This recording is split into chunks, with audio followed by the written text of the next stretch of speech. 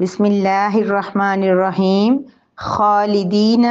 وہ ہمیشہ رہنے والے ہیں، فی میں، ہا اس، لا نہ، یخفف کم کیا جائے گا، عن سے، ہم ان، العذاب عذاب، واو اور لا نہ، ہم وہ، ینظرون مہلت دیے جائیں گے، الا مگر، الذین وہ لوگ جو، تابو وہ لوگ جنہوں نے، تابو توبہ کر لی، من بعد ذالک اس کے، واصلحوا اور انہوں نے اصلاح کی، فاپس ان بے شک، اللہ غفور بخشنے والا، رحیم رحم فرمانے والا ہے۔ خالدین فیہا، وہ ہمیشہ اسی لعنت اور پھٹکار میں پڑے رہیں گے، لا یخفف عنہم العذاب، ان سے نہ ہی عذاب کم کیا جائے گا، ولا ہم ینظرون اور نہ ہی انہیں کوئی ڈیل دی جائے گی، الا الذین تابوا من بعد ذلک مگر وہ لوگ جنہوں نے اس کے بعد بھی توبہ کر لی، واصلحوا اور اپنی اصلاح کر لی، فإن اللہ غفور الرحیم پس بے شک اللہ تعالیٰ بخشنے والا رحم فرمانے والا ہے۔ نحمدہ و نصلی علی رسولہ الکریم، اما بعد، سورہ آل عمران کی آیت مبارکہ نمبر 88 ہے، جس میں اللہ رب العزت جو گزشتہ آیت مبارکہ کے اندر ایک انسانیت کی بہت بڑی خامی یا برائی کا جو ذکر فرمایا تھا کہ جب کوئی انسان اسلام قبول کرنے کے بعد، اللہ رب العزت پہ یقین رکھنے کے بعد اور سب کچھ جاننے کے بعد جب وہ دین سے پھر جاتا ہے، دین سے ہٹ جاتا ہے، تو اس پہ اللہ رب العزت کی، فرشتوں کی اور تمام انسانوں کی لعنت کا ذکر کیا گیا تھا کہ ان پہ برسے گی۔ یاد رکھیے میری پیاری بہنوں، ہر آیت کا اپنی پچھلی آیت کے ساتھ ایک ربط اور تعلق ہوتا ہے۔ تو اس آیت مبارکہ میں جب اللہ رب العزت نے یہ بیان فرمایا تھا کہ وہ شخص بہت بڑا گناہگار ہوتا ہے اور بہت اللہ رب العزت کی ناراضگی کا مرتکب ہوتا ہے اور اس پہ اللہ کی لعنت برستی ہے اور اللہ کی رحمت سے دور ہو جاتا ہے، اور اس میں اسپیشل جو ذکر تھا وہ یہود و نصارہ کا تھا، کیونکہ وہ جانتے تھے کہ حضرت محمد مصطفیٰ صلی اللہ علیہ وسلم اللہ رب العزت کے آخری نبی اور رسول ہیں، اور آپ کی بہت ساری نشانیاں اور بینات وہ اچھی طرح ان سے بینات سے وہ واقف تھے۔ اس سب کے باوجود انہوں نے کیا کر دیا تھا؟ یقین اور ایمان کے باوجود انکار کر دیا تھا، تو وہ اللہ رب العزت کی لعنت کے مستحق ہوئے تھے۔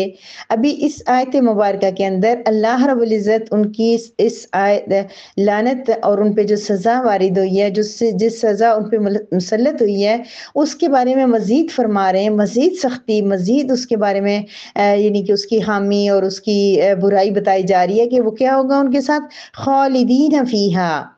دنیا میں کوئی مشکل ہو، کوئی پریشانی ہو، جب ہم یہ سوچتے ہیں کہ کبھی نہ کبھی تو ہم اس سے نکلیں گے، کبھی ہمارا یہ مسئلہ حل ہو جائے گا، تو ہمیں اس معاملے کو فیس کرنا آسان لگتا ہے۔ جتنے بھی بیمار ہوں، آپریشن ہو، کچھ ہو، ہم کہتے ہیں انشاءاللہ آرام ہو جائے گا، اللہ کی ذات پہ بھروسہ ہوتا ہے تو ہمیں وہ چیز فیس کرنا ہمارے لیے آسان ہو جاتا ہے۔ لیکن جب یہ کہہ دیا جائے کہ تم اس بیماری میں، تم اس پریشانی میں، تم اس جہنم میں، تم اس لعنت میں ہمیشہ ہمیشہ رہو گے، اس سے کبھی نکلا نہیں جائے گا، نکالا نہیں جائے گا، تو میری پیاری بہنوں، اس سے بڑی حسرت، اس سے بڑا دھوکہ، اس سے بڑے دکھ کی بات کوئی نہیں ہوگی کہ خالدین فیہا، وہ اس پھٹکار میں، اس لعنت میں، رحمت سے دوری میں اور اس جہنم میں، کیونکہ لعنت کا سبب پھر کیا ہوگا؟ لعنت کی وجہ سے وہ جہنم میں چلے جائیں گے، تو وہ اس جہنم سے باہر نہیں نکالے جائیں گے، خالدین ہمیشہ ہمیشہ اس کے اندر رہیں گے۔ تو یاد رکھیے کہ کافر کی سزا یہی ہے کہ وہ جب اللہ رب العزت کے پاس جائے گا تو جہنم میں جائے گا اور ہمیشہ ہمیشہ رہے گا، اس کی وہاں سے نکلنے کی کوئی صورت نہیں۔ البتہ اگر انسان کا ایمان اللہ رب العزت کی ذات کے اوپر ہو، لیکن ایمان میں کمی کی وجہ سے گناہ کر بیٹھے، تو پھر بعد میں کیا ہوتا ہے؟ کبھی نہ کبھی وہ اپنی سزا بھگتنے کے بعد وہ اس جہنم سے باہر نکل آئے گا،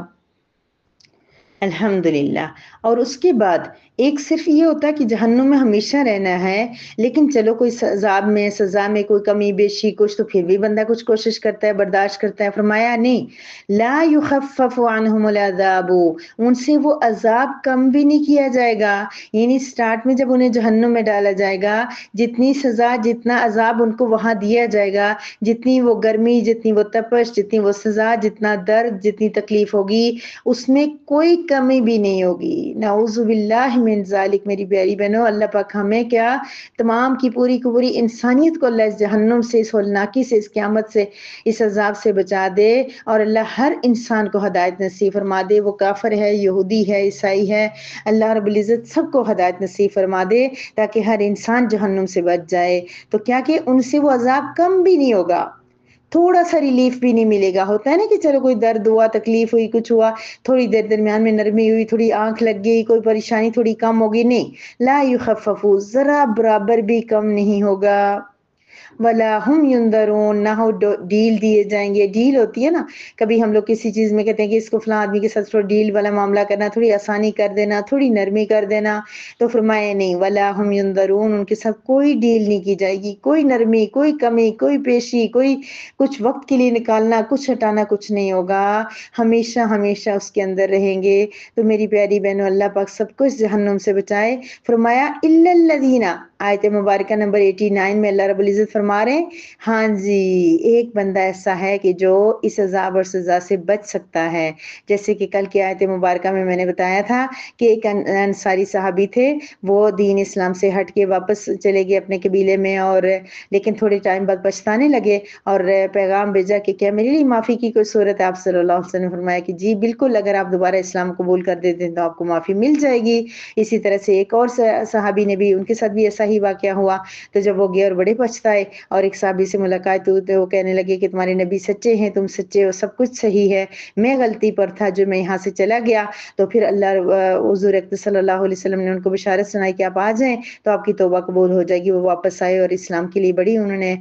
کوشش کی، محنت کی، اور اسلام کے اندر ہی ان کی موت ہوئی۔ اب اللہ پاک بھی یہ فرما رہے ہیں کہ کچھ ایسے لوگ بھی ہیں کہ کافر ہونے کے باوجود، اللہ کی رحمت سے دور ہونے کے باوجود، اللہ رب العزت کی پھٹکار پڑنے کے باوجود کیا ہوگا؟ الا الذین تابوا من بعد ذلک، جنہوں نے اس کے بعد توبہ کر لی، کافر بھی ہو گئے، مرتد بھی ہو گئے، دین سے دور بھی ہو گئے، یہاں تک کہ دین کو بہت نقصان بھی پہنچا دیا، لیکن جب بھی اپنی زندگی میں سچی توبہ کریں گے وَأَصْلَحُوا، اور اصلاح بھی کر لیں گے۔ اصلاح کا مطلب کیا ہے کہ اگر ان سے اس دوران کوئی غلطیاں ہو گئی، مثلا جب کافر ہو گئے تھے تو انہوں نے کوئی ایسے گناہ کر لیے جو اسلام میں قطعاً جائز نہیں ہے، کسی انسان کا حق لے لیا، سود کھا لیا، کچھ قتل کر لیا، تو ان سب کا ان کو ازالہ کرنا ہوگا، قتل کے جو بدلے میں دیت وغیرہ دینی ہوگی، سود واپس لوٹانا ہوگا، شراب وغیرہ پیے تو اس کو چھوڑنا ہوگا، جو نماز قضا کی تھی وہ پڑھنی ہوگی، یعنی کہ وہ ساری اصلاح کر لے، جو بھی اس سے غلطیاں ہوئی ہیں ان کی اصلاح کر لے، لیکن تابوا من بعد ذلک، اس کے بعد توبہ کر لے، سچی توبہ، دل والی توبہ، وہ والی توبہ نہیں جو ہم ہر روز کہتے ہیں استغفر اللہ استغفر اللہ، بھی ہم کہہ رہے ہوتے ہیں، دوسرے لمحے میں ہم پھر غلطی کرتے ہیں، پھر گناہ کرتے ہیں، ٹھیک ہے اس میں بھی اللہ توبہ قبول کریں گے، لیکن ہمارے دل میں نہیں ہوتی فکر، ہم بس منہ سے بول رہے ہوتے ہیں استغفر اللہ، پھر ساتھ غیبت کر رہے ہوتے ہیں، بات کر رہے ہیں استغفر اللہ میں ایسے نہیں کہنا چاہیے، پھر کہہ رہے ہوتے ہیں، یہ والی نہیں، سچے دل سے توبہ کرے، اس گناہ کو چھوڑ دے، تو پھر اللہ تبارک و تعالیٰ اس کو معاف کر دیں گے۔ کیوں؟ فَإِنَّ اللَّهَ غَفُورٌ رَحِيمٌ، اللہ رب العزت بہت بخشنے والا، رحم فرمانے والا ہے۔ اللہ رب العزت کی یہ صفت جو ہم لوگ بار بار پڑھتے ہیں قرآن کریم کے اندر، اللہ تعالیٰ غفور بھی ہیں، اللہ رحیم بھی ہیں۔ غفور نہ صرف معاف کرتے ہیں بلکہ گناہوں کو چھپا بھی لیتے ہیں،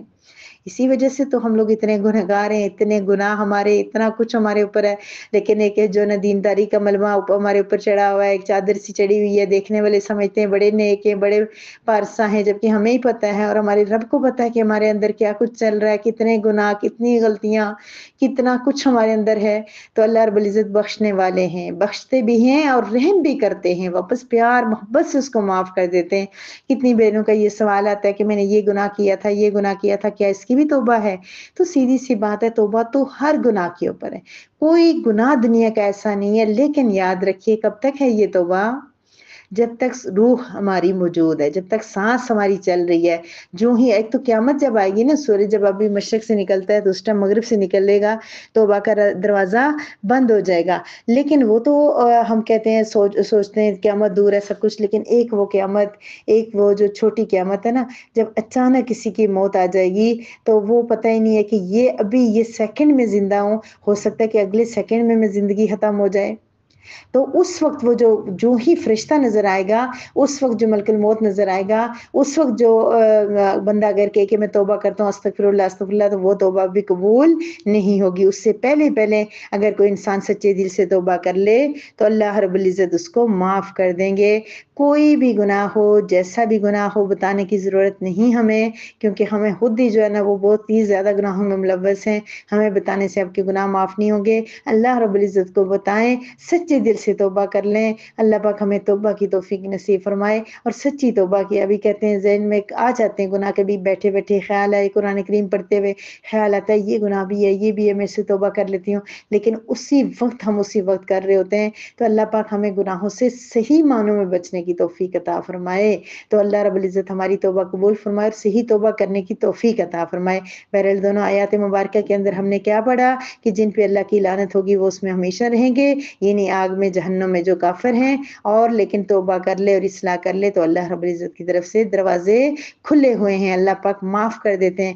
کہتے ہیں کہ ایک ماں سے بچھڑا ہوا بچہ اس کو مل جائے وہ اتنی خوش نہیں ہوتی جتنا کہ اللہ رب العزت کسی انسان کی توبہ پہ خوش ہوتے ہیں۔ جب کوئی بھی انسان سچی توبہ کر لیتا ہے تو پھر وہی بات رب کریم اپنے اس کلام کے ساتھ ہمیں اگر جوڑ دی ہے، تو نے ہمیں پڑھنے پڑھانے سننے سنانے کی توفیق دی ہے، تو رب کریم ہمیں سچی والی توبہ کرنے کی بھی توفیق نصیب فرما، ہماری توبہ کو قبول فرما اور ہمیں آئندہ گناہوں سے بچنے کی توفیق عطا فرما۔ وآخر دعوانا ان الحمد للہ رب العالمین۔